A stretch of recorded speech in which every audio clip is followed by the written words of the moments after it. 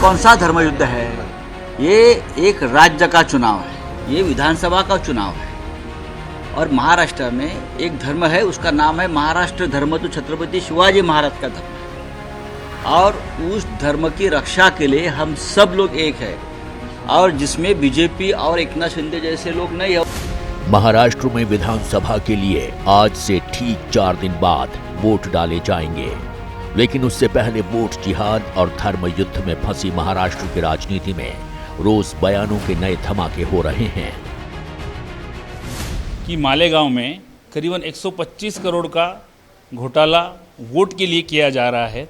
Vote जिहाद की राजनीति करना, ये मौलाना के थ्रू करना, पैसों के थ्रू करना, ये चल रहा है और इसके पीछे कांग्रेस है डेफिनेटली। ये इरफान अली परिजादा हैं, राष्ट्रीय स्वयंसेवक संघ से जुड़े मुस्लिम राष्ट्रीय मंच के राष्ट्रीय संयोजक हैं। इनका इल्जाम है कि मुसलमानों को वोट जिहाद के लिए उकसाया जा रहा है, पैसे देकर मुस्लिम आबादी के वोट खरीदे जा रहे हैं। इरफान अली परिजादा ने भी इस मामले में all India personal law board के प्रवक्ता सज्जाद नोमानी का नाम लिया।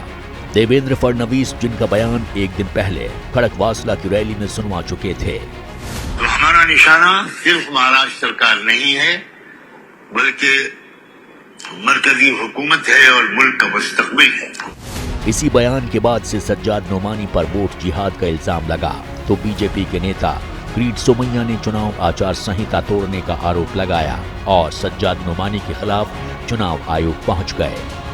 मौलाना नोमानी साहब मुस्लिमों के बीच में भाषण करते हैं, धार्मिक भावना भड़काते हैं। वो कहते हैं आप लोगों में से कुछ लोग बीजेपी को साथ दे रहे हैं, ऐसे मुसलमानों का सोशल बॉयकॉट करो। मामला चुनाव आयोग पहुंचा तो देखते देखते सज्जाद नोमानी की सफाई भी आ गई। नोमानी का कहना है कि वोट जिहाद की बात पूरी तरह गलत है, लेकिन बीजेपी उन्हें वोट जिहाद की परिभाषा समझा रही है।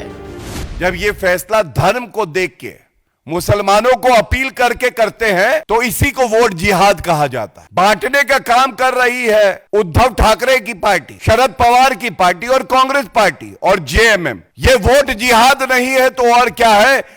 ये कैसा वोट जिहाद है जिसके सिपह सालार हैं सिपह शरद पवार, जिसके अजीम सिपाहियों में हैं उद्धव ठाकरे, राहुल गांधी, नानाजी पटोले। मैं उम्मीद करता हूं कि इस वजाहत के बाद ये गलतफहमी दूर हो जाएगी। लेकिन राजनीति में जो किसी के लिए गलतफहमी होती है, दूसरे को उसी में वोट की पूटी दिखाई पड़ती है। महाराष्ट्र चुनाव भी इसका अपवाद नहीं रहा। महाराष्ट्र का चुनाव किधर जा सकता है, इसका अंदाजा सितंबर के महीने में ही हो गया था, जब महाराष्ट्र के मुख्यमंत्री देवेंद्र फडणवीस ने बीजेपी के खिलाफ वोट जिहाद का इल्जाम लगाया था। देवेंद्र फडणवीस ने 30 सितंबर को कहा था कि लोकसभा चुनाव में बीजेपी के खिलाफ वोट जिहाद किया गया।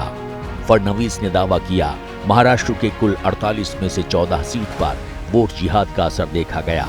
लोकसभा चुनाव में हुए नुकसान की एक वजह फडणवीस ने वोट जिहाद को भी बताया था।